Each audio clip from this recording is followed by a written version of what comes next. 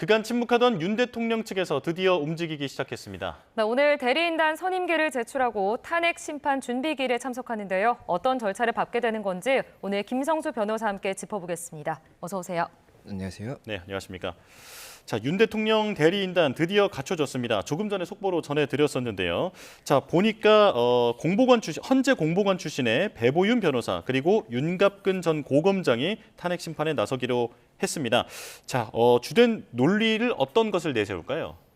일단은 오늘 변론 준비기일이기 때문에 이 쟁점에 관해서만 간략히 언급을 하고 이제 또 헌재에서 답변서라든지 국무회의록 이런 거를 제출해달라 이렇게 이야기를 했지 않습니까? 그래서 예. 이와 관련한 의견을 조금 간략히 이야기를 할 것 같습니다. 그리고 네. 이 쟁점에 관해서는 아무래도 지금 현재 이 내란죄가 아니다 이 부분이 이제 주된 쟁점이 될 수밖에 없는 것이 이 탄핵에서도 결국에는 이 법률의 중대한 위반이라든지 헌법의 중대한 위반이 있는지 이것이 가장 중요한 부분이기 때문에 네. 이 부분이 계엄을 선포한 것 자체가 내란죄가 성립할 수 있는 부분인지 현재 이 계엄 선포 행위 자체가 그래서 그런 부분에 대해서 이제 쟁점이 될 수밖에 없기 때문에 이 내란죄가 아닌 통치 행위로서 정당한 행위였다 이런 부분에 대한 방향을 이제 제시를 하고 이에 대해서 어떻게 입증할지 이 계획을 세울 것으로 보입니다. 지금 현재 결국 그 주장을 하려고 한다면 사실관계가 중요한 부분이거든요. 예. 그리고 이 내란죄 성립에 관해서 중요한 사실관계는 결국에는 이 국회의 활동이라든지 선관위의 활동 이런 부분을 불능하게 하려는 이런 목적이 있었느냐가 중요한 부분이기 때문에 이에 대해서 뭐 체포조나 이런 이야기가 나오고 있지 않습니까? 이에 대한 사실관계를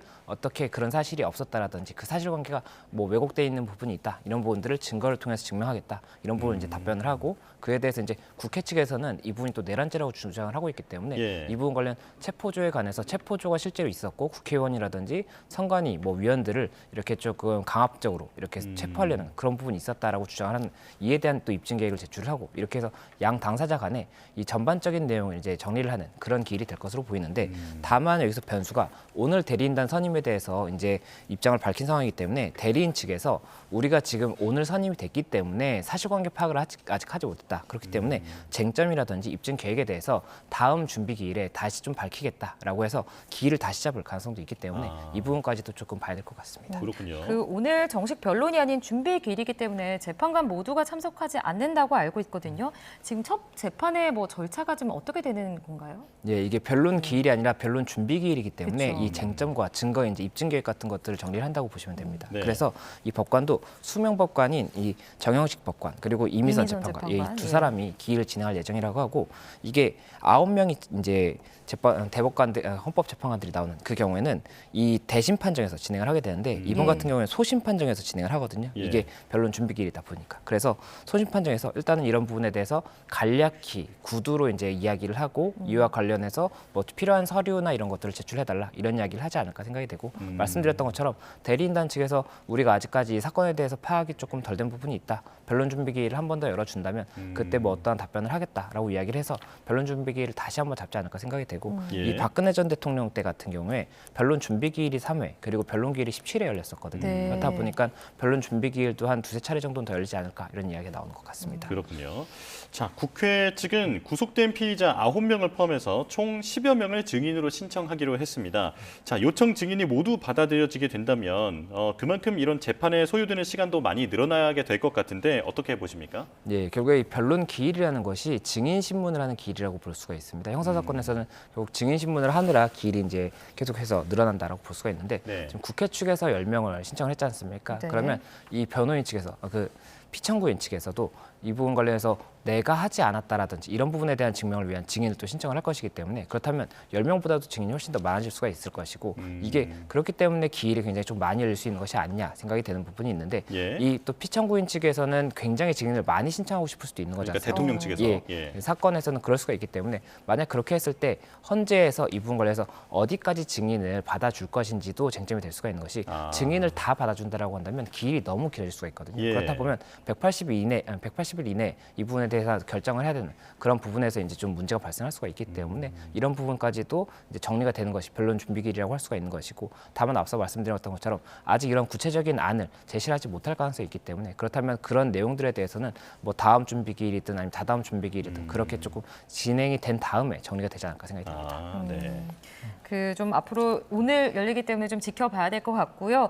김용현 전 장관에 대한 이야기도 좀 나눠보겠습니다. 기자회견을 했는데 네, 일단은 주된 목적 뭐 어떻게 좀 보셨습니까? 일단 김용현 전 장관이 어제 기자회견을 했었죠. 그리고 내용을 봤었는데 일단 그 구체적인 논리 구조라든지 이 법리에 대한 내용은 그 윤석열 대통령이 기존에 했던 담화문의 내용과 굉장히 유사하다고 할 수가 있습니다. 네. 이 내란이 성립되지 않고 계엄을 선포한 것 자체가 당시에 이런 정황이 있었고 그 정황에 대해서 계엄을 선포해서 뭐 경고성에 이런 부분을 이제 경종을 울리는 그런 차원이었다라고 이야기를 하는 부분이 있었던 겁니다. 그리고 새로운 사실관계가 나왔다라고 볼 수 있는 부분은 포고령과 관련해서 포고령을 작성한 것도 이제 김용현 전 장관 본인이었고 그리고 이에 대해서 대통령이 검토를 해서 뭐 이런 출입 통제나 이런 부분에 대해서는 삭제를 하는 그런 부분이 있다 이런 이야기가 있는 겁니다. 이 일반 시민들의 출입도 통제하겠다, 뭐 이 통행도 통제하겠다 이런 이야기를 했었거든요. 그러다 예. 보니까 그런 것들이 있다라고 이야기를 했는데 이 부분이 또 이제 중요한 사실관계가 될 수가 있는 것이 그렇다면 포고령에 대해서 어쨌든 검토를 대통령이 했다라는 것 자체가 대통령에게 어떻게 작용할지도 봐야 되는 부분이 있는 것이고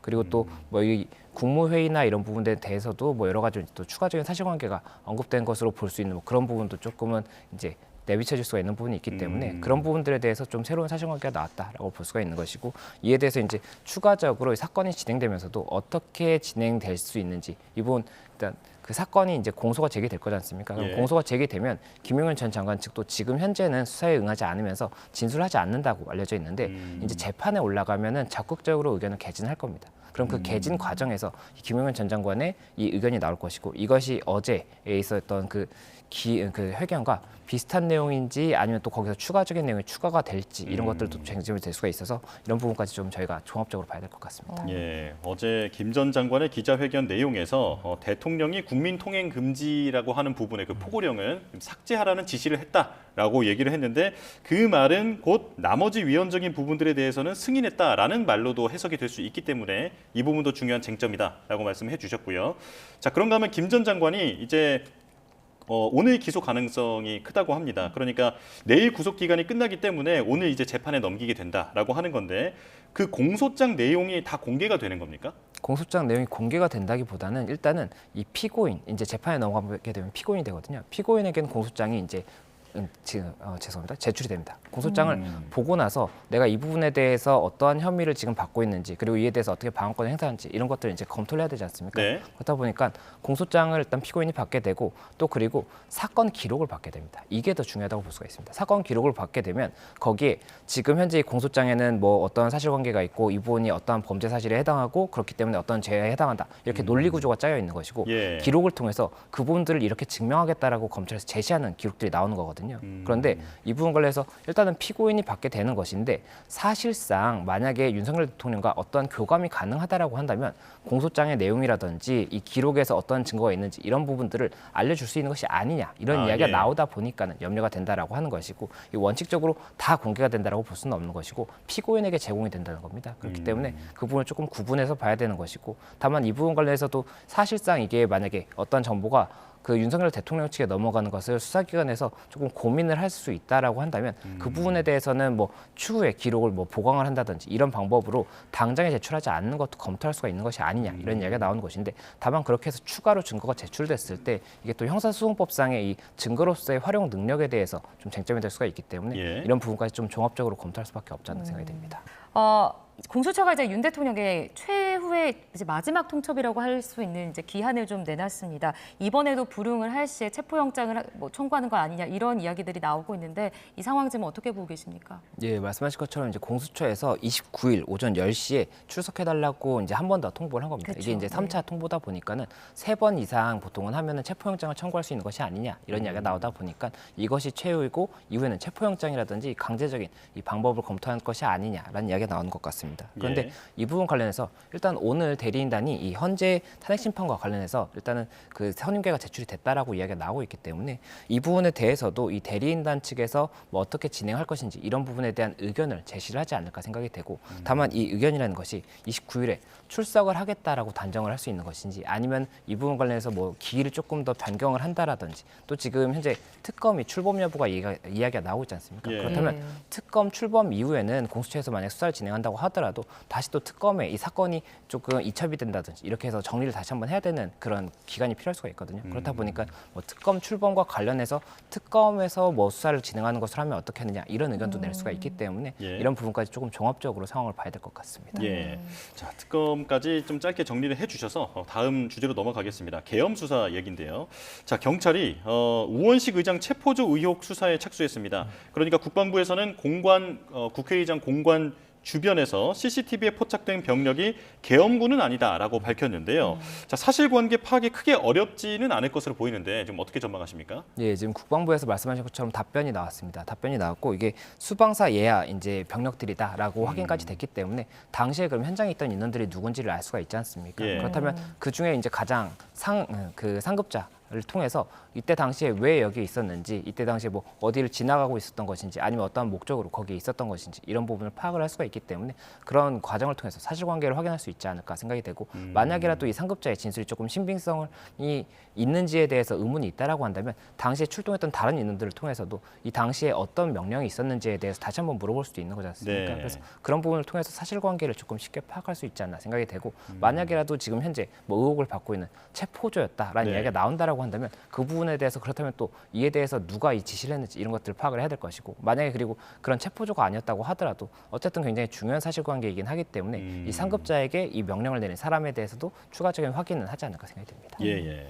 지금 이제 경찰이 노상원 전 사령관 이야기도 좀 해볼게요. 햄버거 회동에 대해서 참석한 인물을 중심으로 지금 현재 조사를 하고 있는데 아무래도 계엄 실행 논의를 얼마나 좀 구체적으로 그곳에서 논의가 됐느냐 이 부분이 좀 쟁점으로 작용하지 않을까 싶은데 어떻게 보고 계십니까? 예, 아무래도 이 노상원 전 사령관 같은 경우도 이 회동과 관련해서 계엄 모의를 한 것이 아니냐 이런 이야기가 나오고 네. 또 이제 1일과 3일 두 차례 했지 않습니까? 네. 그렇다 보니까 이 관계, 당시 참석했던 인원들에 대해서도 지금 다 조사가 이루어지고 있는 것으로 알고 있는데 이 부분 관련해서도 만약이라도 계엄 모의가 있었다라고 한다면 계엄 모의를 노상원 전 정보사 사령관이 당시에는 이미 현직 군인이 아니었거든요. 그런데 네. 현직 군인이 아닌데도 불구하고 이런 계엄 모의를 할 수 있었던 부분이 누군가 현재 뭐 현직 군인이라든지 뭐 이런 관계자와 교감이 있었던 것은 아니냐가 중요할 수가 있기 때문에 일단 이 당시에 현장에 있던 인원들에게 이 노상원 전 정보사령관이 이 계엄 모의와 관련해서 어떻게 이야기를 했느냐, 내가 누군가의 교감이 있고 이걸 통해서 내가 이렇게 진행을 할 것이다 이렇게 이야기를 한 것인지 아니면 뭐 본인의 생각을 이야기를 하고 이 교감에 대해서는 이야기를 하지 않은 것인지 이런 부분도 굉장히 중요할 수가 있기 때문에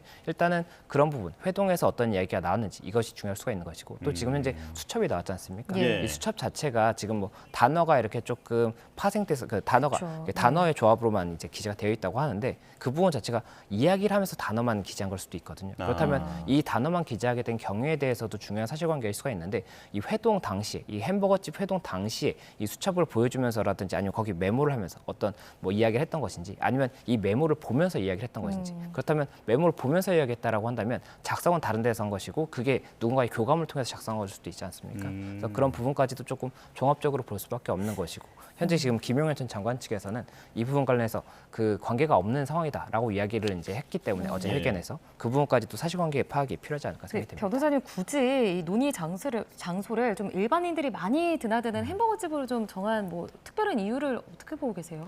그 부분에 대해서는 저도 의문인 것이 그렇게 네. 사람들이 많이 지나다니는 곳에서 비밀스러운 이야기를 하는 것이 오히려 더 안전하다고 생각을 한 것일지 아니면은 뭐 어떤 의도인지는 정말 의아한 것 그쵸, 알 수 같습니다. 없는 예. 거죠. 예. 예.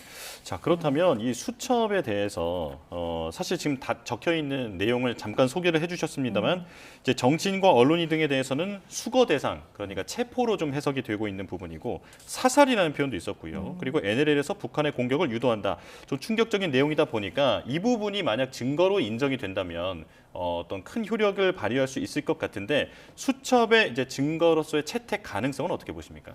이 수첩 자체의 내용이 지금 말씀드렸던 것처럼 단어의 나열처럼 돼 있기 때문에 네. 이 단어의 나열이 실질적으로 어떠한 문장이라든지 의미를 구성하는지 이것이 가장 중요할 것으로 보이고 그리고 이 내용 자체가 누가 작성을 했고 어떠한 경우로 작성했고 만약에 누군가의 대화를 하면서 작성을 했다라고 한다면 그 누군가의 대화는 누구인지 이것이 이제 확인이 돼야 되는 거지 않습니까? 그렇기 때문에 그런 부분들을 통해서 확인이 돼야 되는 것인데 현재 말씀드렸던 것처럼 김용현 전 장관은 이분 계엄과 관련해서 노상원 전 사령관과 어떠한 뭐 교감을 한 적이 없다라고 답변을 지금 회견 회견에서 했기 때문에 네. 그 부분 관련해서도 일단은 만약에 이 수첩이 중요한 증거가 되기 위해서는 교감이 있었다라는 게 증명이 돼야 될 것이고 그 교감을 통해서 김용현 전 장관의 이야기가 만약에 수첩에 기재가 된 것이다라고 한다면 문제가 이제 커질 수가 있겠지만 그게 아니라 노상원 전 정보사령관이 본인의 생각을 기재한 것이고 아무와도 교감이 없었다 이렇게만 사실관계가 만약에 끝난다라고 한다면 그 부분에 대해서 뭐 윤석열 대통령이라든지 김용현 전 장관의 이 사건과 관련해서 어떻게 적용할 수 있는지 그 부분은 조금 미지수인 것 같습니다. 예.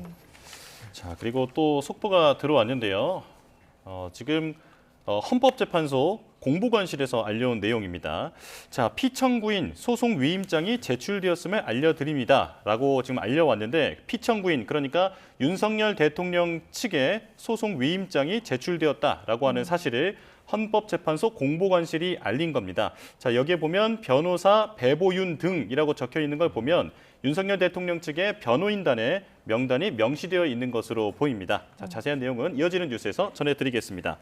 자, 지금까지 김성수 변호사와 이야기 나눠봤고요. 다음에도 자세한 해설 부탁드리겠습니다. 고맙습니다. 고맙습니다.